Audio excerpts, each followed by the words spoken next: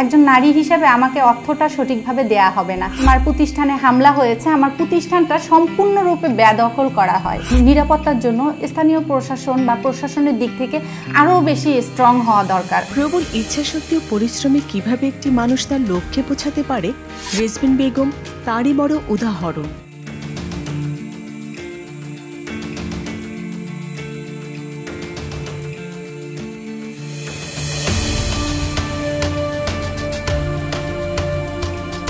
উদ্যোক্তা হিসাবে আসলে কাজ করছি, অনেক প্রোডাকশন দিচ্ছি, কিন্তু আমার কাছে মনে হয় যে আমাদের ক্ষুদ্র উদ্যোক্তাদের জন্য কিছু সরকার থেকে যদি প্রাইম লোকেশনগুলোতে কিছু শোরুমের ব্যবস্থা থাকে আমাদের উদ্যোক্তাদের পণ্যগুলো সেখানে সেলের জন্য, সেটা বিভাগীয় শহরগুলোতে হতে পারে, তারপর সিটিতে হতে পারে, পাশাপাশি বিভিন্ন জায়গাগুলোতে আসলে প্রাইম লোকেশনে আমাদের জন্য যদি একটু শোরুমের ব্যবস্থা হয়, তাহলে দেখা যায় যে আমার পণ্যগুলো, উৎপাদিত পণ্যগুলো সেখানে দিয়ে আমরা খুব সহজেই কিন্তু বিক্রয় করতে পারি।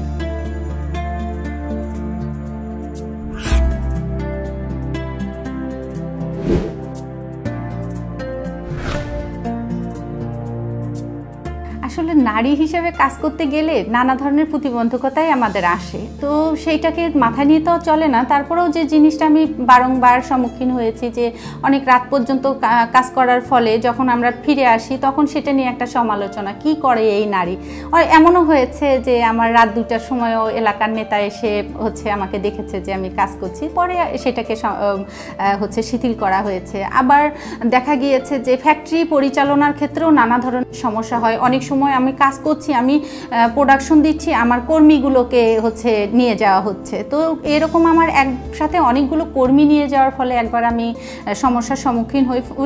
তখন আমার নিজের কাছে মনে হলো যে একটা যদি সময় আসে আমি যেন কর্মীদেরকে প্রশিক্ষণ দিতে পারি এবং কর্মী কেউ নিয়ে যাবে না, বরং কর্মী আমরা শিখিয়ে দেব। সেই জায়গা থেকে এখন আমার প্রতিষ্ঠানে 3 মাস পর্যন্ত একজন করে কর্মী ফ্রি প্রশিক্ষণ দেয়া হচ্ছে।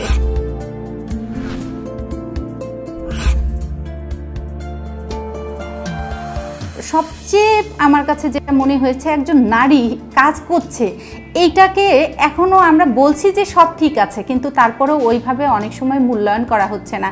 যেমন আমি মার্কেটে যাচ্ছি, একজন নারী হিসাবে আমাকে অর্থটা সঠিকভাবে দেয়া হবে না। সম্প্রতি একটা আমার অভিজ্ঞতা বলি, যে শুধু আমার কাছে মনে হয়েছে একজন নারী ব্যবসায়ী, এবং সেইটার কারণে আমি যেটা হয়েছে, আমার প্রতিষ্ঠানে হামলা হয়েছে, আমার প্রতিষ্ঠানটা সম্পূর্ণরূপে বেদখল করা হয়। তো ফলে আমার একেবারেই শূন্য, সেই শূন্য থেকে আবার শুরু করায় প্রশাসনের সহযোগিতায় এবং বাংলাদেশ বিভিন্ন মন্ত্রণালয় থেকে শুরু করে আসলে আমাকে সহযোগিতা করার ফলে আমি পুনরায় সেই প্রতিষ্ঠানটা ফিরে পাই, আবার কর্মচাঞ্চল্য পরিবেশ নিয়ে আসতে পেরেছি। আমার কাছে যেটা মনে হয় যে আমরা যারা ক্ষুদ্র উদ্যোক্তারা আছি, আমরা যেভাবে কাজ করছি, এর জন্য নিরাপত্তার জন্য স্থানীয় প্রশাসন বা প্রশাসনের দিক থেকে আরও বেশি স্ট্রং হওয়া দরকার।